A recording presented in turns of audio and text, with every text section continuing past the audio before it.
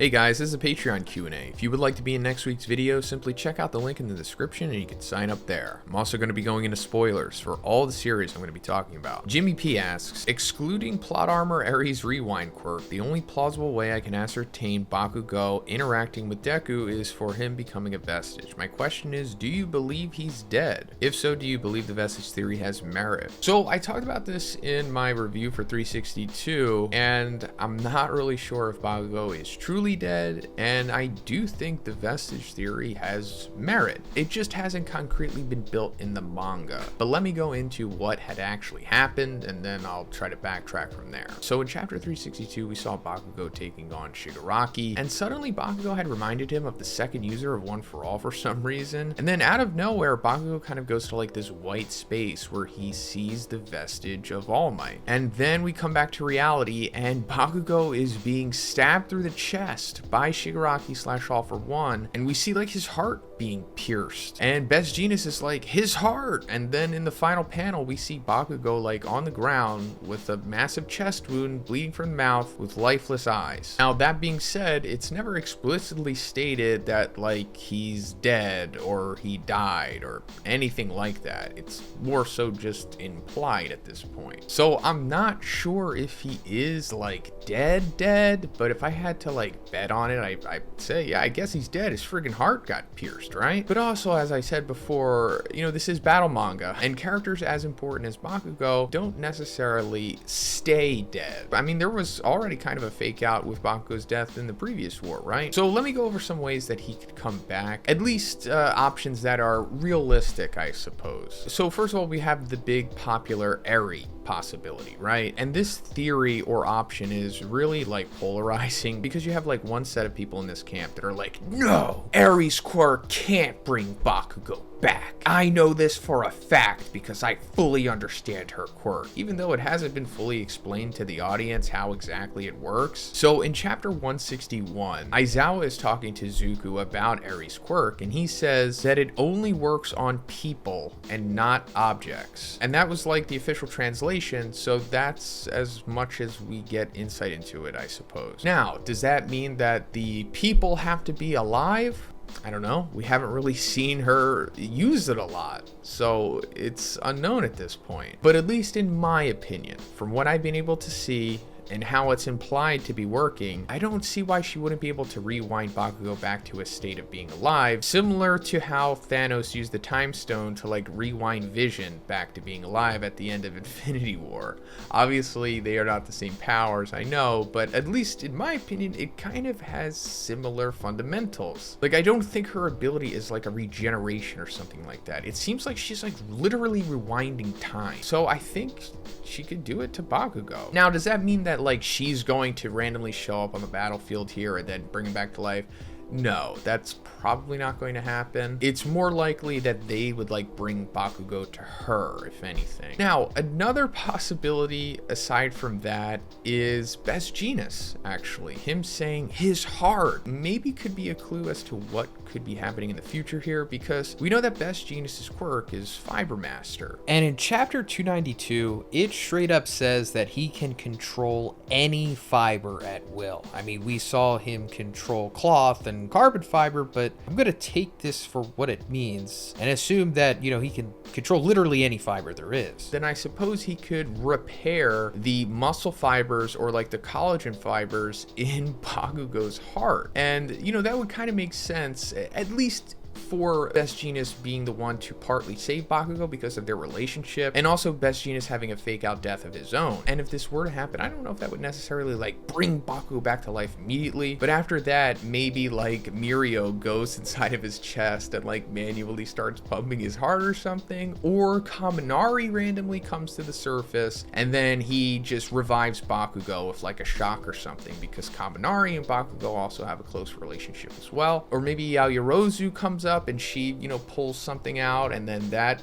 you know, helps him along with Kaminari possibly. We do have a few options here, and I just hope something happens, because, you know, if Bakugo is dead, man, that's gonna be really sad and tragic, but I guess that's what Horikoshi ultimately wanted. But regardless, if he is dead, I do think he'll probably wind up being a vestige or something, because it's implied so that he's already kind of intermingled with that, whether it be because of what happened at the end of the Two Heroes movie or something that hasn't been fully revealed to us in the actual story yet. Rain asks, who do you think would win in a fight between Meteoric Burst Boros and the awakened monster Garo right before he turns cosmic? So this is a great question, and eventually I'm going to make a video on Boros versus Garo round 2, but I just haven't like dived into this as much as I would have liked to yet. But on the surface, I don't know, they seem comparable. As for you asking like who seemed to push Saitama more, it seemed like Meteoric Burst Boros did. Saitama seemed way more laid back with the Gargoyle Garo, but at this point I'm really unsure. Maybe I'm kind of slightly leaning towards Meteoric Burst Boros. Once I like review it further, I wouldn't be surprised if suddenly I realize like, oh, maybe Gargoyle Garo could win. William H asks, since current timeline Saitama doesn't fully remember what happened to him after the Gamma Ray Burst attack, it's kind of hilarious he doesn't contemplate the possibility he was knocked out and damaged for a short while. He just jumped back into the fight. This would phase most heroes like Darkshine. What are your thoughts?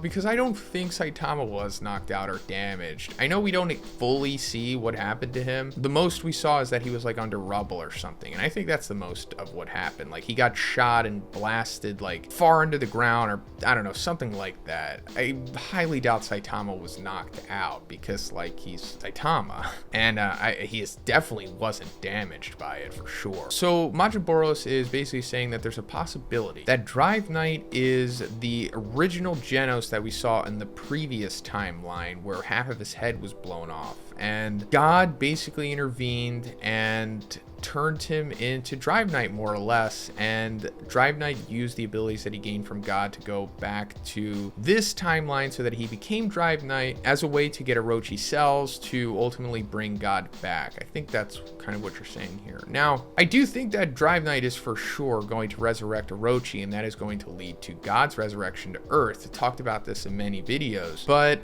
as for Drive Knight being Genos from the past / future, man, that just seems way too fantastical, at least for me to accept. It's a fun theory to talk about, and especially to make a YouTube video about, which I'm not going to, but you know, if you wanted to, I encourage it. But I think the time travel stuff, at least fully in relation to this series, started and ended when we saw it happen with Garo and Saitama. I mean, it may come back in the future, but I don't think we can backtrack throughout the series and then relate other things to time travel at that point. I think it would kind of get messy for one to start incorporating that, rather than just in current events in the story. Scottish Wolf asks, just wondered after this arc for One Punch Man ended, thank you for getting me into One Punch Man and One Piece. I originally wasn't into all the theories / lore for both series, but you make it so fun to listen to. Thank you. Hey, I really appreciate that, Scottish Wolf. From the sound of this, it seems like you kind of got annoyed with the series after the events that had happened, and hey, it's understandable. It is very polarizing at this point, but I appreciate that I can at least make it fun for you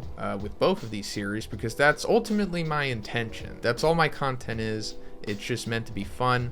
So I'm glad that I was able to give that to you, genuinely. Geruda asks, how plausible do you think it is for Deku to distribute One for All to all of his allies for the last fight, only to then later take it all back, receiving attributes from all of them too? It would also play into the quirk singularity theory. So I think it is possible for sure, kind of like a Shazam type thing going on, but I don't personally think it's likely.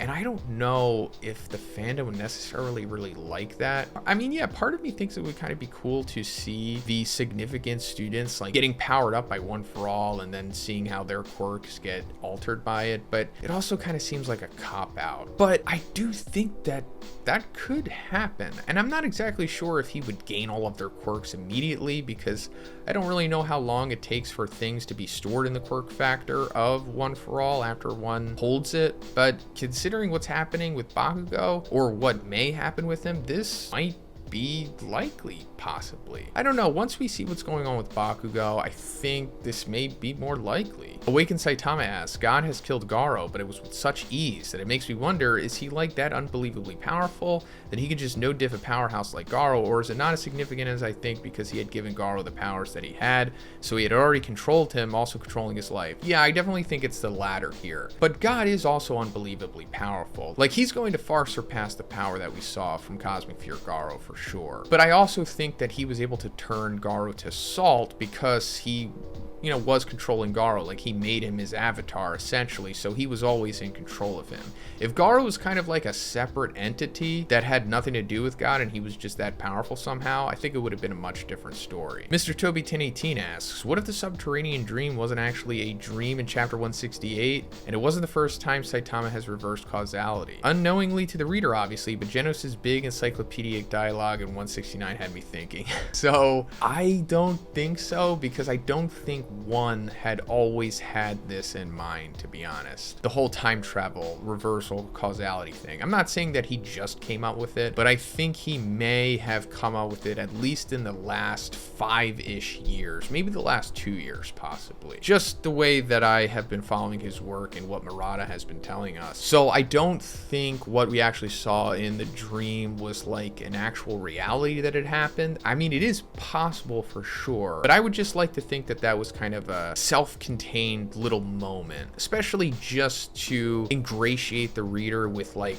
what if Saitama got pushed immediately? So we just didn't have to necessarily wait for it, and we kind of got to see what it would be like, if that makes sense, without it like actually happening. So the stakes would stay the same, at least at that point in the story. Garrett M asks, what is your favorite 80s, 90s anime, excluding One Piece? I have been watching older anime recently, and I have been liking it a lot, even though some of the animation CGI is subpar. So I'm not really into 80s stuff so much. I would say the farthest I go back is like Guyver. I think that debuted in 1989. So yeah, like check out Guyver. Like I really enjoyed like the original one that they made from like 89 to 92. I think that was its run. But other than that, like Trigun, Cowboy Bebop, Outlaw Star, those are like fantastic, like pinnacle 90s animes. Fernando P asks, overall, do you think the characters in One Punch Man manga are stronger or weaker than the webcomic version by the end of this arc? So I think in the manga, they're stronger. I mean, most of them, if not all of them, have shown better feats than they have in the webcomic, but also the monsters or just the people that they face are stronger as well. So overall, I think the power scale is at a higher level just right now in general than it was in the webcomic at this current, you know, time of the story. Charlie C asks, been watching you since 5K subs, so I thought it was about time I supported you. Hey, thank you, Charlie. I really appreciate that, and the long continued support. Have you read Chainsaw Man, and do you plan on watching it and covering it on the channel when the anime comes out? So I've read the first 10 chapters of Chainsaw Man,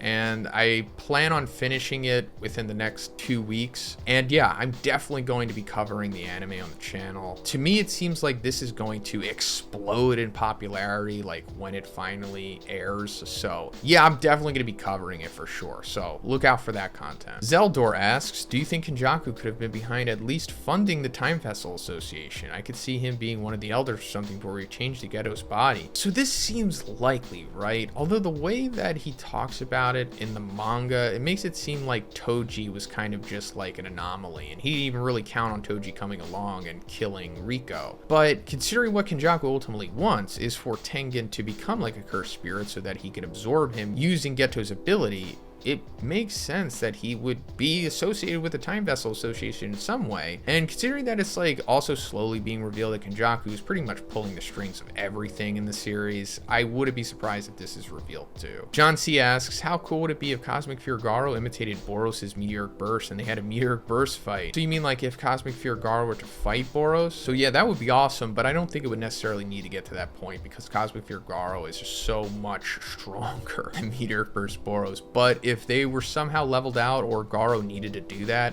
I would love to see that. Instead of like mode Saitama, like he did his own like meteoric burst, and then maybe he even like had an aesthetic transformation as well. That would be pretty amazing. Salvatore S asks, with the end of My Hero looming around the corner and seemingly a large amount of plot left, is it likely we'll get a bad guy wins ending, followed by some kind of announcement of a part 2 after a long hiatus? It would allow for the essential plot themes to wrap up, other plots pushed into part 2, and a long enough hiatus to plan it out. So this would be amazing. Don't get me wrong, and I would love it if it happened, but I just don't have faith in Horikoshi at this point. I think he's pretty much done. Like, I don't think he wants to be a mangaka anymore. And it's not really uncommon for these series to end abruptly like this, with a lot of lingering plot lines, or just a lot of things in general being unresolved. Like, I just recently finished Bleach, and the ending kind of felt rushed. I mean, it may continue because, I mean, there was a chapter that was released last year, which implied there was going to be like a new arc or something. But the ending here with My Hero kind of feels similar to how Bleach was ending, and I don't think we're gonna get like bad guy wins or the implication of there being like a part 2 or anything. I think we kind of see how it's going to end at this point. And then the story is just going to wrap up with, hey guys, we won, and you know, we all became great heroes or something like that. Now, is there a chance that we'll get like a sequel series after the fact? It's possible. Like, I'm sure we can get something like a Boruto or something with My Hero. I mean, I'm sure Sueisha or whoever else would want that to happen for sure. But as for like the My Hero series itself, at least in my opinion, I'm pretty sure it's like ending cleanly here. Little Ferrari asks, do you think Cosmic Fury can one-punch all of the enemies that Saitama has faced in the entire series, since he had similar strength to Saitama when they first fought, before Saitama got ridiculously powerful on the Jupiter moon? So yeah, considering what the graph was telling us, at certain points he was just as strong, if not stronger, than the Saitama that we saw previously in the series, take on certain opponents and whatnot. So that means that not only could he like take those enemies out, he could take out like heroes and pretty much anyone else besides like Blast. So yeah, that's pretty much it for the video today, guys. Once again, I want to thank all of my patrons for continuing to support me. I really do appreciate it, guys. So thank you so much. And if you would like to be in next week's Q&A, simply check out the link in the description. You could sign up there. And if you liked the video, please give it a like and please subscribe if you haven't already. Have a great day, and I'll see you in the next one.